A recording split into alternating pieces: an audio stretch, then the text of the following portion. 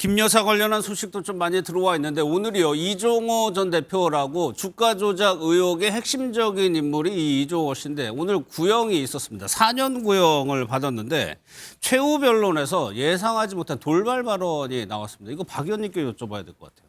뭐 어떤 내용이냐면 이종호 씨가 내가 3억 원을 수표로 김 여사한테 줬다는 얘기거든요. 이게 수익 중에 일부라고 설명을 했어요. 그러니까 이제 투자 수익금 일부를 수표로 줬다. 네. 근데 요 얘기가 왜 나왔냐면 네. 어쨌든 그 최혜병 특검 구명 로비 관련해서 구명 로비가 사건의 본질이기 때문에 그렇죠. 그와 관련된 그 진술을 다 어쨌든 해라 이렇게 주장했는데 이게 이제 최혜병 특검의 수사 대상은 아니잖아요. 예. 그래서 이제 민중기 특검으로 그러니까 김건희 특검으로 넘겼다. 그러니까 이종호 씨가 주장하려고 했던 거는 계속 특검에서 별건 수사를 하면서 자기를 압박해 왔다. 지금 이종호 씨가 오늘 4년 구형 받은 것도 혐의가 변호사법 위반입니다. 그렇죠. 예. 그걸 이제 폭로하려고 저 얘기를 했는데 지금 뜻하지 않게 이게 이제 김건희 씨가 그러면 이종호한테 돈을 받았다는 거야? 이렇게 지금 쟁점이 번지고 있는 것 같아요. 근데 네. 저도 찾아봤는데 돈을 줬다는 시점이 정확히 언제인지를 이종호가 얘기를 하고 있지 않습니다. 이게 대통령 되기 전에 줬다는 건지 대통령 된 이후에 영부인 시절에 수표로 3억 원을 줬다는 건지 그 시점에 따라서는 굉장히 논란이 될 수 있는 대목인 것 같아요. 만약에 대통령 된 이후에 영부인 지위에서 수표로 3억 원을 받았다라고 하면 과연 그 돈의 성격이 투자 수익금이냐라는 어떤 의혹이 일지 않을 수 없습니다. 아니 그래가지고 이 진술을 했다는 거잖아요. 특검은. 네, 했습니다. 그러면 특검은 이 진술을 확보한 상황에서 박 의원님 말씀하신 것처럼 시기라든가 이 돈의 성격이라든가 수사를 제가 참 했겠죠? 아직 특검이 수사를 마치지 않아서 이렇게 평가하기 좀 곤란하지만 예. 김건희 특검을 보고 있으면 좀 어수선하다는 생각을 저는 지울 수가 없어요. 예. 이게 골대 근처까지 볼을 몰고 가가지고 슛을 해야 되는데 계속 공을 돌려요. 그러면서 새로운 이슈가 또 나오고 새로운 이슈가 또 나오고 이런 식으로 지금 수사가 진행이 되거든요. 예. 지금 28일 날 마감인데 도이치모터스 주가 조작 혐의하고 매각 매집 혐의하고 요거 이제 기소한 것 이외에 뚜렷하게 수사 성과가 있을까 예. 상당히 좀 의아한 대목입니다. 김기웅 대변인은 이 부분 어떻게 그러니까 수사를 안 했거나 네. 아니면 수사를 했는데 별다른 뭐가 없었다거나. 네. 이종호 전 대표 같은 경우는 내가 김건희 여사에게 3억 줬다는 얘기를 법정에 소개했지만 내가 특검 조사 때 했다는 얘기입니다. 예, 예. 결국 뭐냐면 내가 이렇게 특검의 수사에 적극적으로 협조를 했는데 왜 당신 봐주지 않고 징역 4년을 구형했느냐 거기에 대한 불만이었습니다. 그렇죠. 예. 그런데 이게 문제가 뭐냐면 이종호 씨 같은 경우가 처음에 문제가 된 게 도이치모터스도 중요하지만 그 해병대 특검에서 이른바 구명 로비 부분입니다. 멋진 해병 그 단톡방에서 이종호 씨가 사표 내지만 내가 VIP한테 연락할게. 구명 로비 의혹입니다. 예. 그런데 구명 로비 의혹이 전제가 성립이 돼야지 대통령이 화가 나고 그 VIP 경로 때문에 이게 보면 수사 외압이 가야 되는데 해병대 특검이요. 대통령이 화냈다는 것만 밝혀내고요. 수사 외압 관련해서는 구속영장 쳤는데 아무도 구속영장이 발부된 사람이 없고 예. 심지어 구명 로비 관련해서 이종호 씨 같은 경우도요.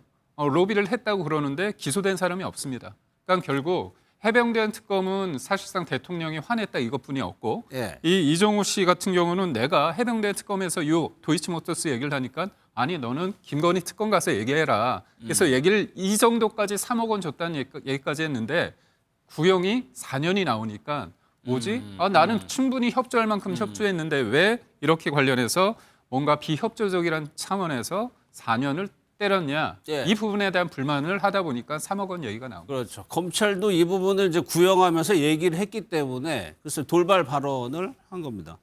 김 여사 관련해서 또 하나가 건진법사 재판에 이제 증인으로 안 나오겠다 하면서 불출석 사유서를 제출했겠죠. 거기에 좀 적혀진 내용을 한번 보겠습니다. 저혈압으로 인한 이거 볼까요? 현실과 이상을 혼동한다. 과거 경험에 대해 엉뚱한 이야기를 하는 경우가 많아지고 있다. 그런데 이게 김 여사 측에서 밝힌 그렇죠. 내용이거든요. 김 그러니까 여사 신체적인 건강뿐만 아니라 정신적인 건강에도 문제가 있다는 식으로 좀 들리거든요. 이 얘기는. 현실적으로 아마 우리가 예상할 수 있잖아요. 예. 신체적으로도 많이 안 좋겠지만은 정신적으로도 저 상태 되면은 그 정상적으로 판단하기가 어려운 거는 있을 거라고 봅니다. 있을 거라고 보는데 과연 재판부에서 그걸 받아들이냐? 재판부에서 안 받아들이니까 나올 수 있는데 그 이유 없다는 거 아니에요? 과태료 300만 원을 부과한 거 아니겠습니까? 예. 그런데 저 부분들은 뭐 저 의학적으로 저 진단하고 규명해야 될 문제지 정치 평론가들이 예. 저게 맞다 안 맞다 얘기할 수 있는 영역을 넘어서는 것 같아서 제가 예. 뭐라고 참 드릴 말씀이 없습니다. 알겠습니다. 부교님 어때요? 의학적으로 판단해야 될 문제다라고 우리 국민들이 생각을 할까요? 그동안에 주요한 사건의 주요 범인들, 예. 또 특히나 또 권력이 있는 사람들 같은 경우는 갑자기 아파요. 재판만 되면 많이 아프죠. 휠체어를 예. 타요. 물론 속상하고 마음이 아프겠죠.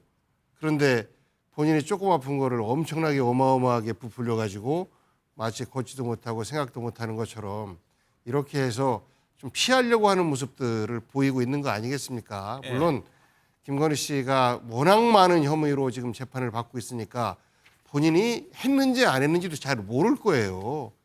실제 지금 한 16개 정도의 진짜로? 혐의가 있다 예, 보니 예. 아까 우리 박원석 의원께서 좀 막 부산스럽다라고 얘기했는데 예. 워낙 많은 혐의에 대한 수사를 진행하다 보니까 예. 실제 국민들도 도대체 뭐를 수사를 하고 있는 건지 헷갈려할 정도로 많으니까 아마 당사자도 예. 이게 이건지 저게 저건지도 헷갈릴 수가 있어요. 그런데 그럴수록 본인이 좀 정신을 다듬고 변호인들과 충분히 전체의 사건에 대해서 좀 일목요연하게 진술을 정리하고 참고인을 요청하면 성실하게 나와서 예. 진술을 하는 이런 노력들이 필요하지 않나 싶습니다. 예.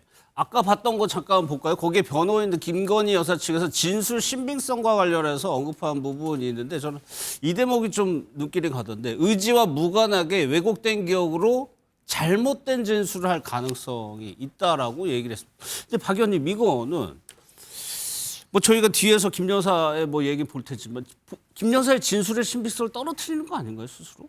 그렇긴 한데 예. 근데 저런 이유를 들어서 이제 건진 재판에 불출석을 하겠다 이렇게 사유를 밝힌 거잖아요. 저는 거기 출석하는 게 굉장히 부담스러운 것 같아요. 김건희 건진을 씨가. 만나는 게. 그러니까 사실상의 대질신문 비슷하게 법정에서 공개 대질신문이 진행되는 거잖아요. 예. 거기서 건진이 어떻게 나올지도 모르고 이제 그게 예상이 안 되기 때문에 여러 가지 부담스러워서 피하고 싶었던 것 같고 근데 사유를 뭐 피할 사유를 대려고 하다 보니까 몸이 매우 안 좋고 어쨌든 잘못된 기억에 의해서 왜곡된 진술을 할 수 있으니 예. 이게 그 정확한 재판이 안 될 수 있다 뭐 이런 걸 핑계 삼는데 재판부에서 뭐 그 300만 원 그 이제 벌금을 내렸습니다. 그렇죠. 그래서 재판부는 뭐 인정하지 않는 것 같고요. 그리고 강제 구인하겠다 다음 재판에 안 나오면 했기 때문에 출석이 불가피하지 않을까 싶습니다. 그 얘기는 건진버스 전선배 씨가 많은 걸 그리고 핵심적인 걸 알고 있다고 김 여사는 생각하고 있다는 거잖아요. 이렇게 지금 김건희 씨는 그 이 건진이 주장한 거를 다 부인하고 있잖아요. 예. 근데 이게 이제 면전에서 그 서로 증인 신문하면서 사실상 공개 대질에서 부인을 했을 때 또 다른 그 건진과 본인만 알고 있는 어떤 또 다른 사실이 나올 수도 그런 있다. 경우 왕왕 있었죠. 라는 두려움이 재판에서. 있는 게 아닌가 싶습니다. 예. 그래서 이제 들여다볼 게 유경옥 행정관이 이제 샤넬백을 전달받아서 김 여사에서 갖다 줬다는 사람이 유경옥 행정관인데 이렇게 진술을 했어요. 처음에는 김 여사가 이제 그걸 교환하죠. 매장에 가서 교환하는데 엄마가 준 건데 가서 가방을 바꿔다 줄 수 있느냐라고 얘기를 했다는 거예요. 그런데 4월에 압수수색 이후에는 건진법사 신분으로 산 걸로 해달라라고 얘기를 했다는 겁니다. 김기현 대표, 이거는 뭐 유경호 행정관의 말을 진실로 전제하느냐, 김 여사의 말을 진실로 전제하느냐에 따라 다르게 해석할 수 있는데 일단은 유경호 행정관의 증언이 바뀌고 있단 말이에요. 네. 아무래도 이제 물증이 없을 때 가장 기본적으로 보는 게 진술의 일관성과 진술의 구체성인데 일단 진술이 바뀌었고 그 진술이 바뀐 이유가 본인의 생각과 의지가 아니라 누군가의 영향력이 있다고 했을 때 당연히 재판에서는 불리한 요소로 작용이 될 것 같습니다. 예.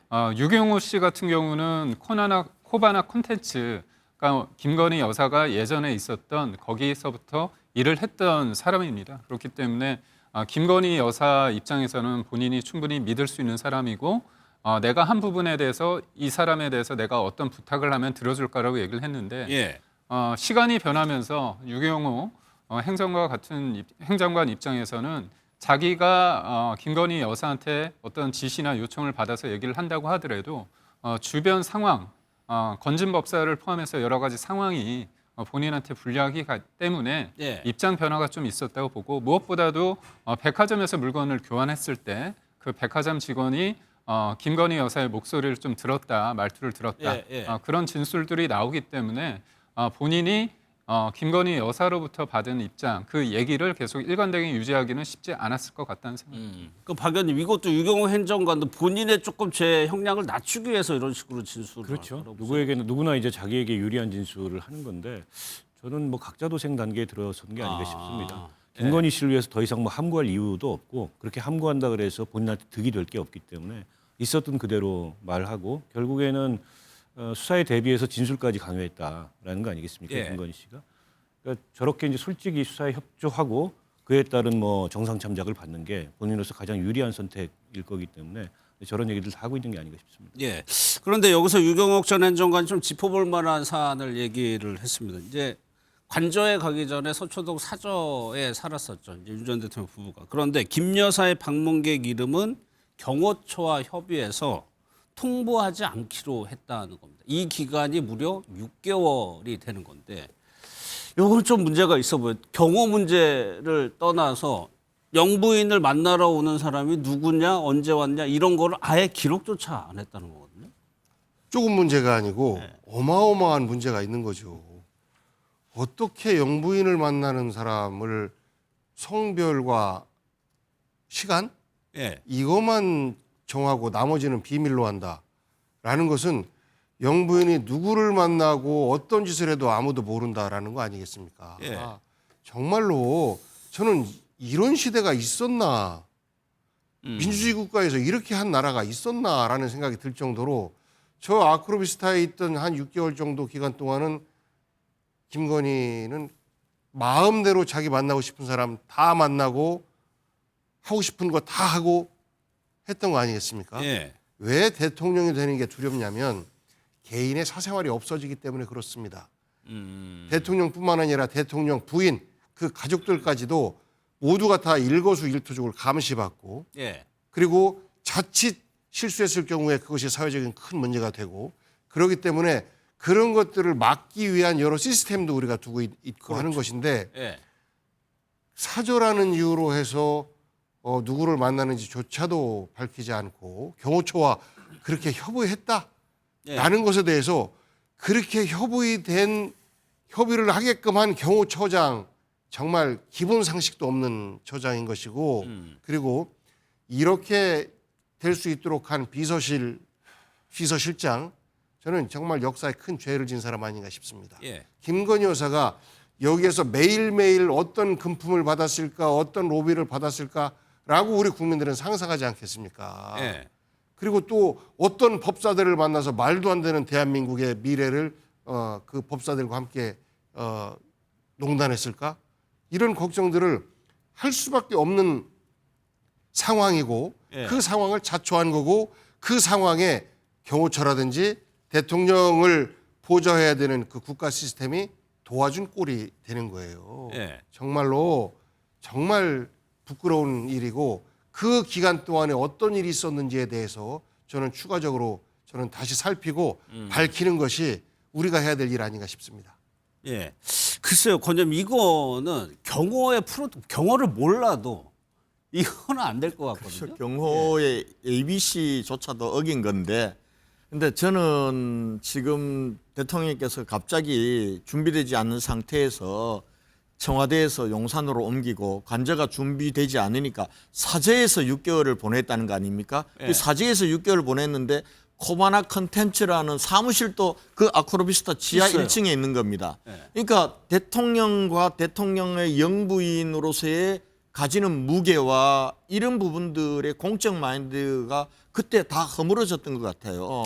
이게 그러다 보니까 거기서 지금 아마 김건희 여사의 여러 가지 문제가 되고 있는 것들, 예를 들면 최전영 목사로부터 뭐 백을 받았다는 또 한편으로는 저 21g으로부터 특혜 공사 계약을 다 줬다느니 그다음에 로봇계 특혜 의혹도 있단 말이에요. 다 이 당시에 이 6개월 사이에 터져 나온 겁니다. 그러니까 그러면서 이 만나는 사람 대통령실에 가려면 다 직책과 사람이 다 되고 그다음에 CCTV로 다 영상으로도 담겨져 있잖아요. 그러니까 이걸 거짓말을 못하는 거예요. 그런데 이 시기에는 완전히 사각시대가 있는 상황 속에서 완전히 공적 마인드가 무장해제된 채 그랬으니 아마 제가 보건대는 앞으로 또 어떤 것이 터져 나올지 몰라요.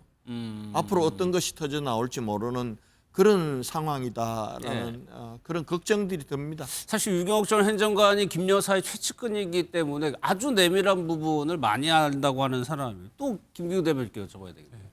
정부 청사를 들어가려고 해도 굉장히 출입 절차가 까다롭고 국회에도 마찬가지고요. 근데 영부인을 만나러 가는 절차를 그렇게 시스템적으로 갖춰놓는 이유도 아마 공적으로 있을 거예요. 아무나 접근 못하게 막는 역할도 있을 거잖아요. 최재형 목사 같은 경우는 좀 의도가 짙은 목적이었습니다. 이른바 몰카를 통해서 그 소위 말해서 디올백을 주고 그걸 관련해서 몰카를 촬영하지 않았습니까? 예.